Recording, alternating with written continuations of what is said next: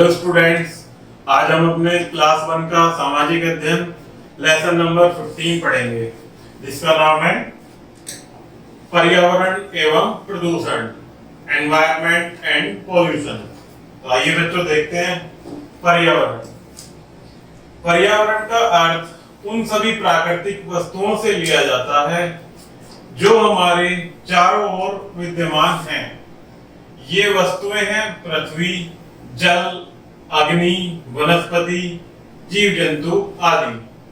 पर्यावरण का अर्थ अर्थात उन सभी वस्तुओं से हम समझते हैं जो हमारे इर्द गिर्द अर्थात चारों ओर विद्यमान होती हैं, जैसे पृथ्वी, जल, अग्नि और वनस्पति, जीव जंतु आदि।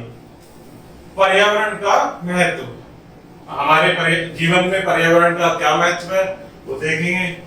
पृथ्वी पर रहने के लिए मानव को पर्यावरण की बहुत आवश्यकता होती है। पर्यावरण के तत्वों पृथ्वी, जल, वायु, वनस्पति का प्रभाव मानव के वस्त्र, मकान, पेड़, जल तथा व्यवसाय पर भी पड़ता है।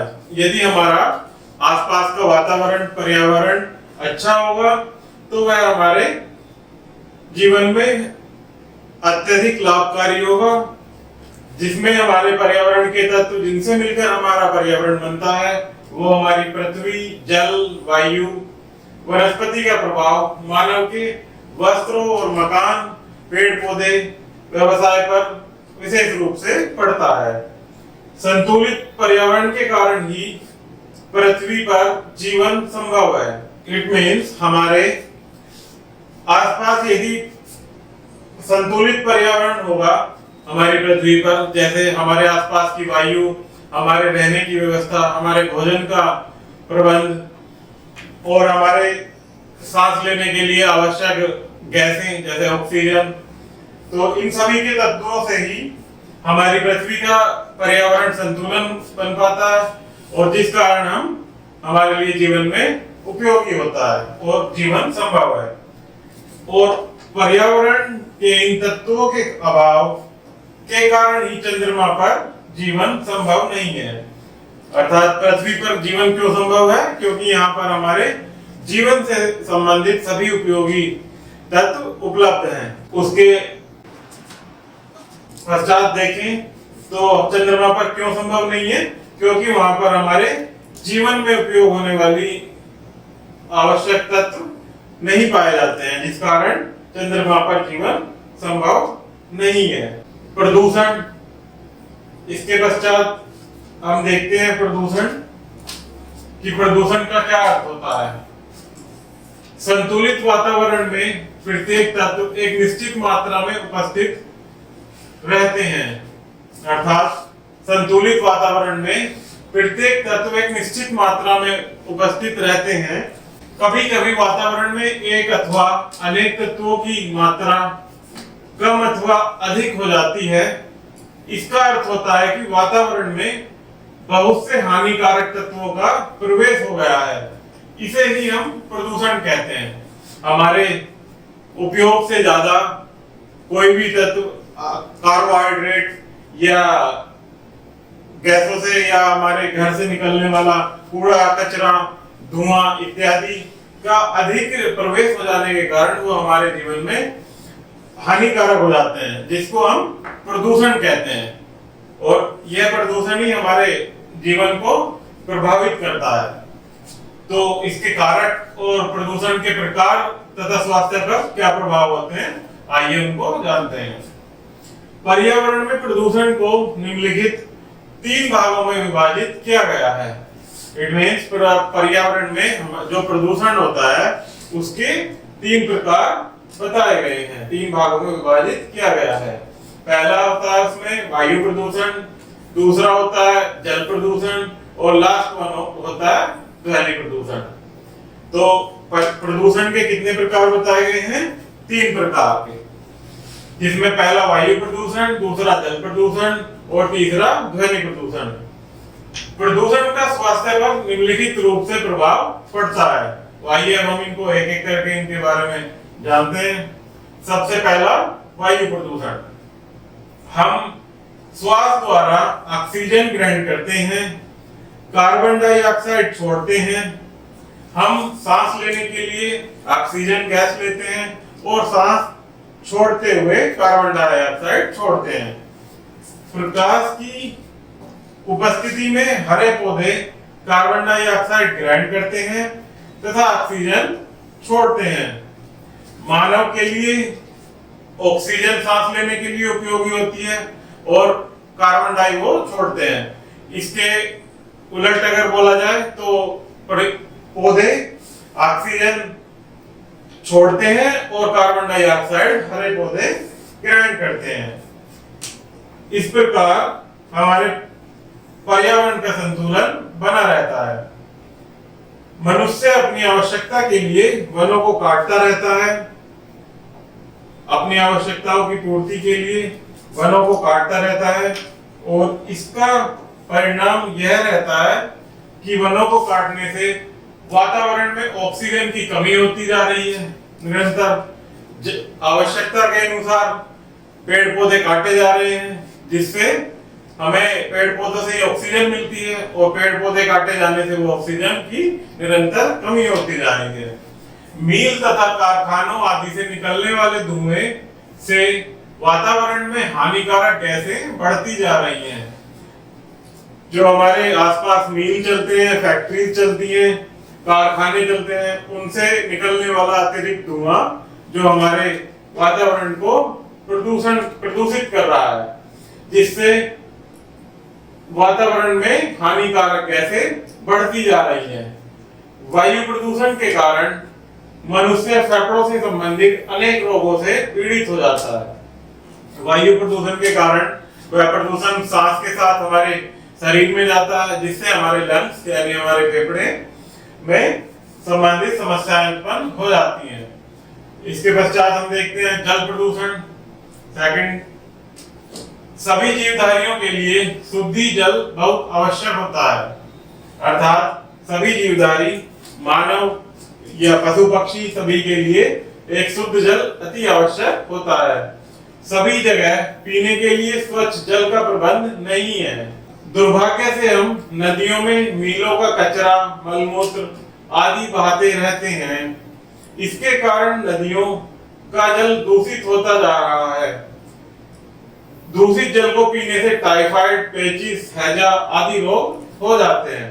अर्थात जो हमारा कचरा, कूड़ा और हमारे फैक्ट्री कारखानों से निकलने वाला धुआं जो हमारे वातावरण को तो प्रदूषित कर ही रहा है, अपितु वह हमारे जल में भी जल प्रदूषण का कारण निरंतर बढ़ता जा रहा है, जिसके कारण हमें अनेक बीमारियां जैसे टाइफाइड, पेचिस, हैजा आदि रोग हो जाते हैं। नेक्स्ट, इसके पश्चात हम देखते हैं ध्वनि प्रदूषण। अनेक प्रकार के वाहनों, मोटर कार, बस, जेट विमान आदि तथा लाउड स्पीकर, कारखानों के पास सायरन और मशीनों से अधिक प्रदूषण होता है। इट मीन्स ध्वनि प्रदूषण अधिक शोर होने की वजह से, जिसमें हमारे मोटर कार, बस, जेट विमान आदि या कहीं पर शादी फंक्शन या अन्य विशेष अवसरों पर लाउड स्पीकर बजाए जाते हैं, उनकी वजह से हमारा जो ध्वनि प्रदूषण होता है उसकी वजह से हमारे प्रदूषण निरंतर बढ़ता जा रहा है। तेज ध्वनि से मनुष्य को सुनने की शक्ति में भी कमी आ रही है, क्योंकि हम अपनी क्षमता से अधिक अगर कानों में अधिक स्पीकर या अधिक आवाज का आवागमन होगा तो उससे हमारे सुनने में भी कमी आएगी। ध्वनि प्रदूषण के कारण नींद कम आती है तथा कभी-कभी पागलपन का भी रोग हो जाता है। कभी-कभी हमें पागलपन का भी अधिक ध्वनि होने के कारण रोग का सामना करना होता है। नेक्स्ट, हम देखते हैं कि हमारे पर्यावरण का संरक्षण अर्थात पर्यावरण को हमें कैसे सुरक्षित रखें, उसको कैसे संरक्षित किया जाए। हमारे पर्यावरण का संरक्षण करने के लिए बहुत से तरीके हैं, अर्थात पर्यावरण को शुद्ध रखने के लिए हमें अनेक कार्य करने होते हैं। हम अनेक पेड़ों का रोपण करके अपने पर्यावरण को संरक्षित कर सकते हैं। अर्थात हमें अपने पर्यावरण को बचाने के लिए निरंतर अधिक से अधिक पेड़ पौधे लगाने चाहिए। पेड़ वायु को शुद्ध तथा ताजा बनाते हैं, क्योंकि पेड़ों से ही हमें ऑक्सीजन प्राप्त होती है और वह हमारे आसपास के वातावरण को शुद्ध बनाते हैं तथा ताजा बनाते हैं। हमें अपनी भूमि, जल तथा वायु को कूड़ा करकट तथा अन्य गंदगी से प्रदूषित होने से बचाना चाहिए। इसके लिए हमें नदियों या तालाबों में कूड़ा करकट नहीं डालना चाहिए, जिससे हमें भूमि प्रदूषण या जल प्रदूषण से बचा जा सकता है। हमें पेट्रोल के प्रयोग के स्थान पर सीएनजी कीट युक्त वाहनों का प्रयोग करना चाहिए, क्योंकि पेट्रोल के पश्चात जो उससे धुआं निकलता है प्यारे बच्चों, वह हमारे सांस में बहुत ही हानिकारक होता है, जिस कारण हमें सांस में समस्याएं सांस लेने में उत्पन्न होने लगती हैं। इसलिए हमें अधिकतर सीएनजी का प्रयोग करना चाहिए। सीएनजी एक प्रकार की गैस होती है जिसमें किसी प्रकार का धुआं या किसी प्रकार की कोई हानिकारक गैसें नहीं होती हैं। हमें अपने वाहनों की नियमित रूप से प्रदूषण की जांच करानी चाहिए, क्योंकि प्रदूषण, यदि हमारा वाहन प्रदूषण फैला रहा है तो वह विषैली गैसें हो सकती हैं और हमारे वातावरण को दूषित कर सकती हैं। हमें प्लास्टिक का प्रयोग नहीं करना चाहिए। प्लास्टिक हमारे पर्यावरण के लिए बहुत हानिकारक है। प्लास्टिक से कुछ लोग जलाते हैं, उसका इस्तेमाल करने के पश्चात उससे जो गैस उत्पन्न होती है, जो धुआं निकलता है, वह हमें शारीरिक रूप से अत्यंत क्षति पहुंचाता है और हानिकारक होता है। इसलिए हमें कागज तथा कपड़े के थैलों का प्रयोग करना चाहिए। हमें कूड़े करकट तथा अन्य व्यय पदार्थ डालने के लिए कूड़ेदानों का प्रयोग करना चाहिए। अर्थात हमें कूड़ा या अन्य अपशिष्ट पदार्थों को एक विशेष कूड़ेदान में ही डालना चाहिए। ठीक है बच्चों, इसमें हम देखते हैं कुछ अपने स्मरणीय तथ्य जो हमें दैनिक जीवन में उपयोगी होते हैं। पृथ्वी पर रहने के लिए मानव को पर्यावरण की आवश्यकता पड़ती है। अर्थात पृथ्वी एकमात्र ऐसा ग्रह है जिस पर जीवन संभव है। अर्थात जीवन जीने के लिए सभी आवश्यकताओं की पूर्ति हमें पृथ्वी पर होती है।